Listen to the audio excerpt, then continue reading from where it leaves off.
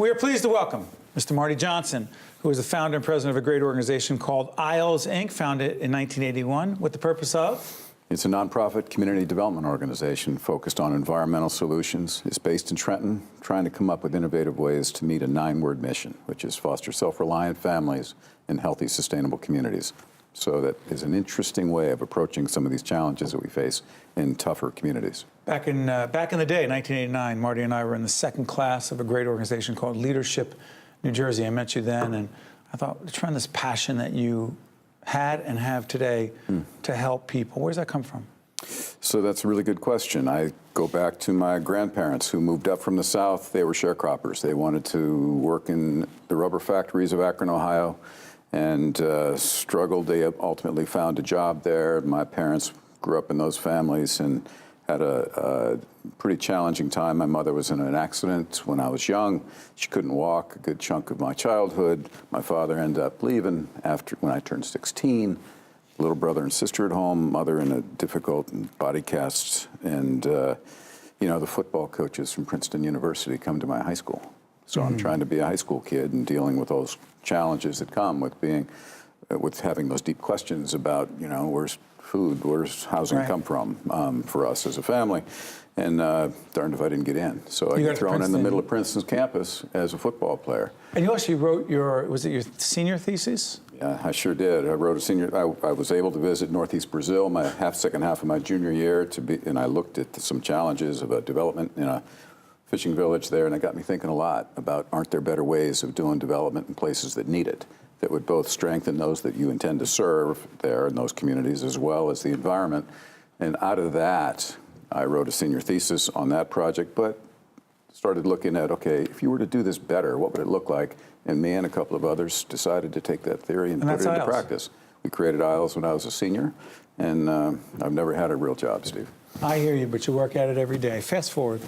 Weatherization of homes is a big piece of this, because we talked to our friends over at PSEG, and I know they're a part of this as well. Make that connection for us in terms of energy efficiency / weatherization of homes. So the largest line item in a family's budget is their housing, and that includes the utility bill, right? And so we have thousands of homes in these neighborhoods that we're looking at, Trenton, Newark, Camden, elsewhere, thousands of homes that haven't seen even the first generation of energy upgrades. That's a travesty, because not only are we heating the sidewalks during the wintertime, but these families are paying enormous amounts of money for this. So it's costing lots of us, taxpayers, those families, money for that to happen. And of course, if you care about climate change, this is a classic example of stuff that you can do to save energy.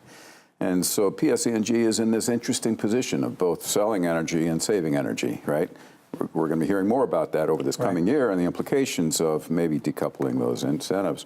But they began about 10 years ago a more intensive look at ways to save energy, and we had been involved in that as well. And so they came to us and said, is there a way for us to partner? And so we helped them get access to households in Trenton, which is sometimes hard for them to do. We also began doing retrofits of homes, weatherization.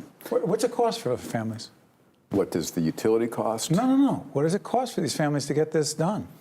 Well, it depends. If they're very low-income families, it costs them nothing. Nothing? Nothing. If they're moderate-income families, it costs them a percentage of the total cost of that. Yeah, it's based on the ability to pay. The long-term savings are enormous, right? So it's well in everyone's interest for there to be more and more of that kind of work being done. But as you can imagine, these are challenging neighborhoods. Most contractors don't want to go into those neighborhoods. They don't want to be knocking on the doors. They don't want to be doing the assessment, that type of thing. What we found, though, is, and I think this is important, what we found, though, as we were doing this other work, like community gardening work, is that the issue of lead let's talk about coming in. Yeah, what does lead have to do with? Right? And so that's the question is, what does lead have to do with energy? That's right. Well, what we started to, as we started doing community gardening, you got to get good at looking at the lead, because the background soil in places like Trenton, probably 60% of it probably is contaminated. And so we're doing raised bed, bringing in clean soil so you can, grow your longest carrot. As we got good at that, the state came to us and said, the state DEP. The Department of Environmental Protection? It went to ISLES? Protection came to ISLES and said, this is about 15 years after we started doing the urban ag work, and they said, we know you guys are Urban agriculture. urban agriculture. We know you guys are doing this work on these contaminated sites. We know you're not coming to us for permission, but we think it's pretty interesting. How about looking at brownfield sites, the larger industrial sites? There were about 100 of them in Trenton alone, which had been contaminated and abandoned. And so, you know, after a while, we finally said, yeah, I guess we can take a look at that. It was a little scary. So, sorry for cutting you off, Marty. Help us understand what the impact has been of those efforts. So, good organizations learn. So we were told to take a look at these 4 sites, ways to involve the community in that process. Maybe if we brought people together, we could find ways to both protect kids who were playing on those sites, as well as get them on the radar screen and cleaned up, redeveloped. That's the long-term hope. What we found, though, is as we brought experts in, the mothers would say, in particular, what's been the impact of that site on my child? Yeah, what happens to those children? What is the impact? And you know what the experts said? We don't know. No, they didn't say we don't know. Well, they said we don't know. It depends on how much the kid has been playing over here versus over there. And so that was not a very acceptable answer, right? And so we started thinking we got to do a better assessment here. We were seeing this data that these kids were having health outcomes that were just not good, right? And so what we started doing is going from the brownfield sites into the surrounding neighborhoods and doing testing, backyards, inside the homes.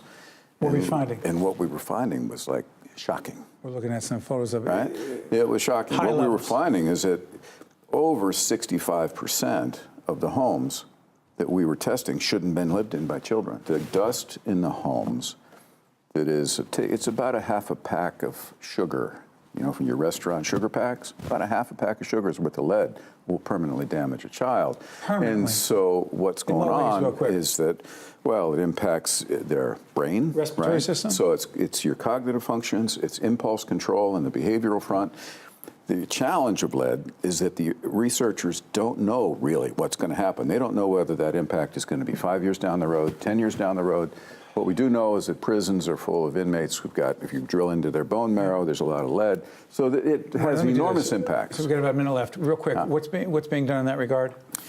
The important thing is that not only do we know more about this problem now, we figured out low-cost ways to go into these homes and weatherize the home. At the same time, we're doing the retrofits for lead, and that's the key. ILS has been around since 1981. As I said before, I've known Marty as classmates back in '89 in Leadership, New Jersey, and it's not just your passion, but your commitment to making a difference in the lives of other people, particularly those who too often are forgotten. It's just incredibly impressive.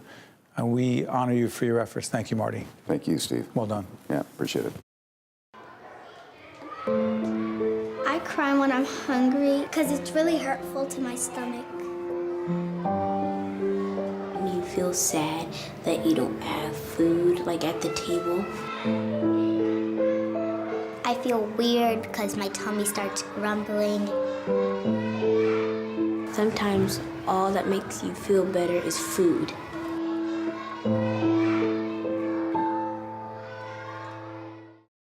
Also brought to you by the Terrell Fund, supporting Right from the Start NJ, and by NJIT, New Jersey Institute of Technology.